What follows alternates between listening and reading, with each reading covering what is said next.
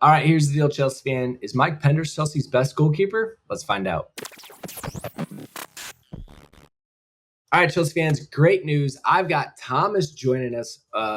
Big, lifelong Chelsea fan. Also, a KRC Genk fan, which is exactly where Mike Penders came from. So, what better person to talk to than someone who knows the Belgian side and the Chelsea side around this transfer? So, Thomas, welcome to the channel. Thank you. Thank you. It's my pleasure. Happy to join. Happy to help. Yeah, so you're a Chelsea fan and a Genk fan. Like, walk me through that. How does this come up? Um, yeah. So how did it come up? Well, I'm from Belgium. I actually was born in Germany, moved at a very young age to Belgium, and my father is from the area from Genk. Um, and so that automatically makes me a Genk fan. Now, when I was younger, my brother and we were gamers. Well, we're still gamers, and at the age probably around 6, 7, you're playing FIFA, you're playing these kind of games, and for some reason, the same colors as Genk, blue and white, Chelsea, one of the few clubs you could take back then in the time because you had only a limited amount of clubs or a limited amount of competitions, and I just picked it, fell in love. Ever since then, Chelsea, Chelsea. He is Liverpool, so you can imagine at home it was always red against blue and white. And that's basically how it started, and it has never changed. And now it's more than 30 years that I follow pretty much every game from Chelsea and every game from Genk. I love it. I love it. And it's like my brother and I. He was United, like red versus blue. That's such There a you go. classic tied to. All right. So look, I think a lot of Chelsea fans that have been around should know the name KRC Genk. The connections between Chelsea and Genk are many, and they're big ones, right? We think of Kevin De Bruyne, Thibaut Courtois. Like these are, well, obviously De Bruyne, one of the best players in the world, and has had an amazing career. Courtois, one of the best goalkeepers in the world, had a great run with Chelsea as well. So there's definitely, I think, a connection coming out of Belgium. And I think, Thomas, like Belgium has been seen as a very strong country for youth development, right? Like trying to find young players and grab them, kind of like what we see out of Portugal and South America. So I think we've established that Belgium is a hot spot, and we've seen City go in there. I think Chelsea have looked at clubs in there as well to do their multi-club model. But let's just focus on Mike Pender specifically because he's a goalkeeper. And as you guys all know, goalkeeper union here, training and developing goalkeepers is very different from field players. So let's just jump ahead to kind of like the goalkeepers at Genk and what they've been able to accomplish in kind of the recent past. Yeah, well, you're spot on with that one. Genk has been indeed, well, not Genk. In Belgium in general, there have been quite some talents in the last couple of years. We think about the golden generation that never actually achieved something, but individually, all very talented. Genk has been a crucial aspect in that. Quite some names came from Genk in the last 2 decades, especially. And yeah, the big ones, you named them already, that are linked to Chelsea are Kevin De Bruyne and Courtois. Now, when it comes to goalkeepers, we're even like an extra level compared to the other Belgian teams. We had Courtois. We had at the same time Castells, because there was a tight competition at that period between Koen Castells, who has been very good in the Bundesliga, and there was Courtois. Eventually, Courtois won that race, I would say. Although in the beginning they thought it would go the other way around. There are a couple of more that have been passed on recently. Van der Voort, he moved from Genk to Leipzig under a similar approach that now has happened with Mike Penders, where we still kept Van der Voort for another year to develop him a bit more, so that he can go eventually to Leipzig and show his full potential. And so for that, just to add some clarity, so he has 18 U21 caps. We all know the Yes. Leipzig model of grabbing young players before they're about to break through, and then bursting onto the scene. This sounds like Chelsea really just kind of played the same card, except with the next guy up. Thomas, is that how you see it? Yeah, 100%, 100%. Because Penders was really starting to become a hot topic around, well, worldwide. Not only Chelsea approached Penders at this point, at the same time, there was PSG who made an offer to get him. The entire project from Chelsea was more appealable or appealed more to Penders. That's why he eventually chose for that one. But they were already standing in line, and I think Chelsea here tries to grab them already before they become that big name, before they become very expensive. So they're really being proactive here, and yeah, it's despite his age, someone with already some professional experience.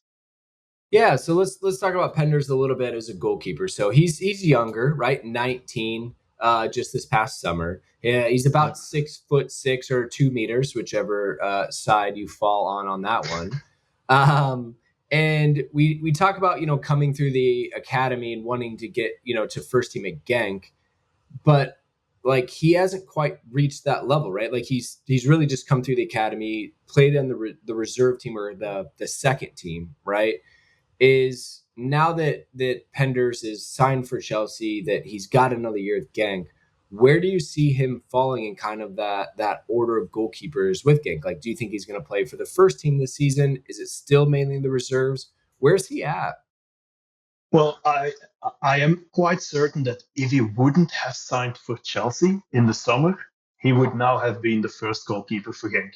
Undeniable, his talent, what he achieved last year in the second division in Belgium, has been very impressive. He had made some crazy saves. He has been crucial to the team to keep them in that division. Unfortunately, because Chelsea bought him, they have been a bit. We have here two number one goalkeepers at this point. One we are fully owning, and the other one he will leave next summer. That is a certainty. So because of that, at this point he's only the second goalkeeper at Genk. He has started the season as the first goalkeeper, but and I think it is mainly because of the transfer to Chelsea that they say it's good that we have him as a backup. He's still playing every young Genk team game, which is in the second division, equivalent of, let's say, the championship in England, where we have the Premier League first division, and then the championship, which is the second division in Belgium. He's still playing professionally every week there, his game, but they keep him as a backup now. Yeah, it's not ideal for us. For us, it would be ideal that they actually use him as a first goalkeeper. It can change because, in all fairness, the number one goalkeeper is not having his best season so far. Everybody is shouting, all the Genk fans are shouting to put Penders in goal. So we'll see what happens, but at this point, he's the number two. And that's a good call out. So obviously in England, as I'm about to talk to Phil, Chelsea youth, right, and break that down, this is more of like Serie B, right, or Liga B in Spain, where it is a fully professional division. It's just their youth team plays in there. So to your point, he's playing against grown ass men, as we like to say, right, and like getting that physical challenges. Sometimes those young players don't get. So at the end, like it's not good, and it's obviously really great to hear as a Chelsea fan that there's a chance that even with this dynamic, he's probably going to become number one if that starting goalkeeper doesn't maintain his form. So yeah, makes sense. All right, let's talk about Penders, some of his strengths, and kind of who he is as a goalkeeper, right? So like, you have a great breakdown here of kind of some of the areas where he's really good at, and kind of how he is as a goalkeeper. How do you see Mike Penders in terms of some of his strengths and abilities? Well, first of all, what I think is really impressive, especially at his age, knowing that he already has 2 years of professional football played, is how mature he is. At the age of 19, he's very composed under pressure. He's not really easily done by the surroundings. He's ice cold. Ice cold. He has it a bit like it's one of the good comparisons. He's a bit like a young Courtois. He had the same. He also whatever was happening around him, you couldn't intimidate him. If he would make an error, it doesn't affect him mentally for the rest of the game. So I think that at his age is already like a great start. Mm-hmm. Now, what a lot of Chelsea fans would like to hear, how is he with his feet? That's actually one of his key points. He, despite his size being a double meter or being the 6'6", like you would probably say, um, he's very agile, very flexible. His reflexes are crazy, and his footwork is amazing. The reason why that is happening is, and we saw that also with Van der Voort, we saw it with the previous Genk goalkeepers. This is something that already happens from the youth. So Mike Penders is playing since 2018 for Genk, the youth academy. And in the youth academy from Genk at a younger age, there are no goalkeepers. Well, there are goalkeepers, but one day they're in goal, the next day they're on the pitch. They play as a left back, they play as a striker. So it is very important for them that they are very good with their feet. They want to make sure that every player is a footballer, not a goalkeeper, not you're a striker. These positions swap. So from a young age, everybody learns how to play football with their feet as well. And same for Mike Penders. He is very good. He's left-footed, but he's got such a wide variety of passing, short passes, long passes, crosses. He can dribble, which I'm going to be honest, last year, a couple of times gave me a little bit of a heart attack, a mini stroke, I would say, that when he gets a bit overconfident that he does these things, but it never ended up in a negative way. And when he has the foot on his ball, you are confident that something good is going to happen with it.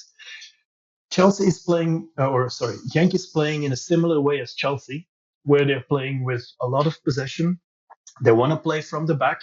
They want to play dominant football. And with that, they need like a footballing goalkeeper. So from that point of view, I think that's already very good for Chelsea's future. If they're looking for somebody that can play football, not just be in the goal, yeah, it's something that he's very well prepared for. Two things. I wanted to let you kind of lay the foundation before I really brought up the Courtois, because it's going to be the easiest comparison. But to be fair, it's also the most accurate. I mean, physically, again, they're the same height. Maybe Penders is a little bit taller. Like Penders is 209 pounds on FB Ref. Courtois is 201. Like they're both left footed. Like, right. You can just see all of the similarity. And the one thing I was always so impressed with Courtois was, you said it with Penders, is his agility, his ability to be a tall frame and get down to the ground for that low save very quickly is what always impressed me about Courtois, and how he was so different. And when you see the highlight tapes, like you see that as well. And you know that it is, I think it's going to probably throw a couple Chelsea fans off when Penders comes in and probably plays preseason or whatever. They've got the dark hair, the short haircut. Like some people are going to have very big flashbacks, Thomas, to Courtois and be like, is this the second guy? You're like, a little bit. But, he has his own kind of take on things as well. Yeah. So undeniable, there are a lot of similarities, especially to the young Courtois, because he has a lot of potential. Courtois had a lot of potential, but you never know how he's going to develop in the next couple of years. Mm-hmm. What path Chelsea puts him on as well. But there are a lot of similarities, and going to the ground for being 2 meter or 6'6", it's very impressive. Last season as well, he had made, especially towards the end of the season, so many of these quick reflexes, quick interceptions. It's really impressive to see. 100%. So, well, as we start to kind of move this one out here, the awkward situation we have is the number of goalkeepers. I think Penders was the 8th goalkeeper on the roster when he was signed. So look, you got Rob Sanchez, Philippe Jorgensen, Marcus Bettinelli, Lucas Bergstrom on the first team alone, right? When you look at who's on loan, you've obviously got Georgi Petrovic, who played most of last season, Teddy Sharman-Lowe, Ted Kurd, Eddie Beach, and Kepa Arrizabalaga. As you can tell, there's a crowded locker room. Assume Kepa's gone. Bettinelli's happy to be third string. It's really looking at, I would say, the Petrovic, the Jorgensen, the Sanchez. But to help give us a benchmark, you called out really, really well that Gaga Slonina spent loan time in Belgium. And so, like, walk us through that, maybe a little bit of a comparison as we see how Penders is doing this season. Yeah. Well, comparison is actually quite difficult, to be honest, because Gaga was playing for Eupen. Now, Eupen was a team that was fighting against relegation since the beginning. They were shooting ducks. So if you really want to focus on the mental aspect of how is he going to deal with getting every game 7-6 clear shots against him, yeah, maybe you can compare that. But he was not in a football playing team that was dominant. He was not, let's say, getting only 2-3 chances and keep the focus for the rest of the game. It was a total different scenario. And in all fairness, I don't think Chelsea loaned them out to the correct team in order to develop that year. It feels a bit like a lost year because it was just a shooting duck at that point where unless you want to strengthen the mental aspect of Gaga, I'm happy that he now moved up to, I think he plays now in the championship, if I'm not wrong. It's already a higher level than Eupen. Not saying that the championship is a higher level than the Belgian competition. I would say they're a bit on par, depending what team, because if you take the top three in Belgium, I'll rate them higher than mid-table in the championship. But if you take top championship, it probably is higher than a lot of the teams that we have. So it's quite difficult. I think here that Penders is in a better situation where he has a lot of dominant football. He needs to play from the back. It's better for his development.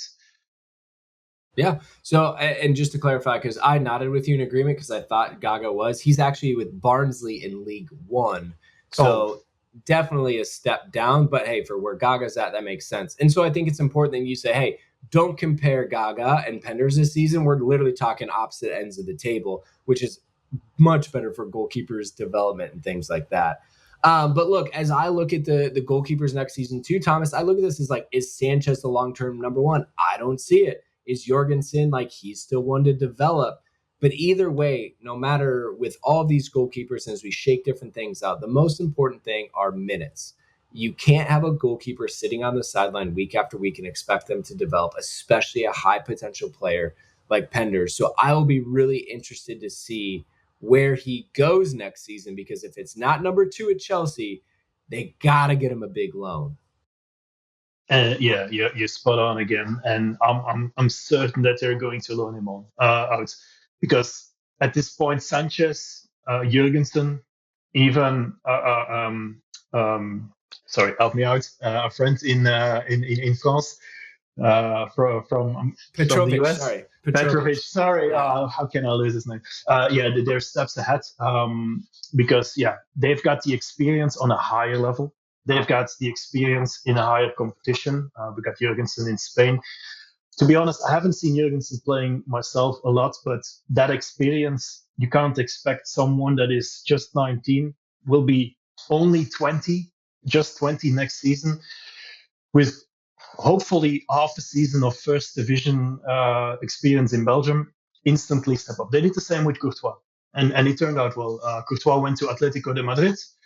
He played an amazing season, maybe 2, not sure. Went back and never got out of the goal. And I can't promise that it will happen the same for Penders, but he does have a lot of potential, and a lot of us are a bit on the fence with Sanchez. Jurgensen also still has to prove himself. So maybe not in 1 year, but maybe in 2-3 years, we'll see Penders. Yeah, I mean that was a wild time. Like when Courtois went to Atletico Madrid, what a great loan move. I mean, we saw him in the Champions League semifinals, and I can't remember. I think they beat us and ended up going to the finals. And so he came to us as a Champions League finalist, and he was still so young. And so I have like high hopes that Penders will get some good minutes. I think there's got to be somewhere in France or Germany that are looking for a goalkeeper with his profile and upside that are going to take that punt, that are in the Europa League or maybe even bottom side of Champions League, like that's the dream. Because again, when you have someone with this much potential, you have to push them to pull it out of them.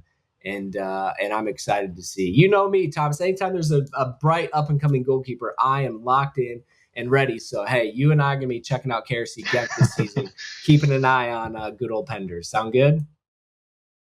Absolutely. Awesome. Well, I appreciate it. If you have more information on Penders or want to know more, let us know. Otherwise, we will get you connected with Thomas because he is the expert. But anyways, that's going to wrap us up. Let us know in the comments. Penders 2026, 2027. When's he going to be Chelsea's number one? Let us know. Until next time, Chelsea fans, you know what to do. Keep the blue flag flying high.